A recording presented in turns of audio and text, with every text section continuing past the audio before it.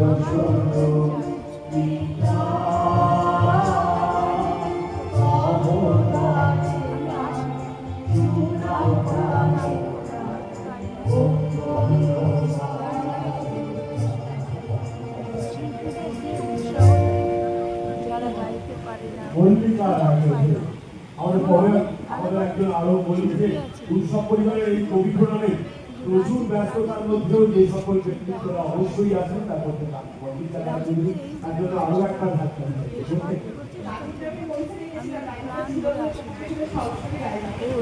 মঞ্চের পরে আমরা পরবর্তী একটু আবৃত্তির অনুষ্ঠানে আসবো। অমৃতা বসু, অমৃতাকে বলছি আমন্ত্রণ জানাবো। তারপরে স্বপ্নালীর গান, শেখালির গান প্রচুর। ধন্যবাদ।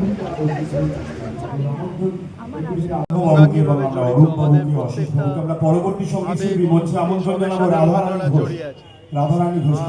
এবারে রবীন্দ্রনাথের আরও বেশি করে মনে পড়ছে আমাদের দেশের এখন একটা অন্যরকম পরিস্থিতি চলছে, তো সেখানে রবীন্দ্রনাথের যে সমস্ত দেশাত্মবোধক গান আছে, ও আমার দেশের মাটি, দেশের পরে ঠেকাই মাথা থেকে শুরু করে যদি জোটে রোজ, বিভিন্ন রবীন্দ্রনাথের যে সমস্ত গান, তো আমার মনে হয় আজকে আরও বেশি করে রবীন্দ্রনাথকে মনে পড়ছে এই মুহূর্তে দাঁড়িয়ে। রবীন্দ্রনাথ আমাদের মানে বাঙালি শুধু নয়, সারা বিশ্বের এমন একজন মনীষী যাকে বাদ দিয়ে আমরা পৃথিবী কল্পনা করতে পারি না। তো আজকের অনুষ্ঠান এখানে ভীষণ সুন্দর হচ্ছে, প্রতি বছর আসি, সেন্ট্রাল হাওড়া উৎসবের অনুষ্ঠান রাজীব করে, এবং আমি আশা করব ওর এই প্রোগ্রাম আজকে সর্বাঙ্গীন সাফল্য পাক, এবং আগামী দিনেও ও যেরকম সুন্দরভাবে একটা সুস্থ সংস্কৃতি নিয়ে অনুষ্ঠান করে, আগামী দিনেও সেন্ট্রাল হাওড়া উৎসব এভাবেই প্রোগ্রাম করবে। ধন্যবাদ।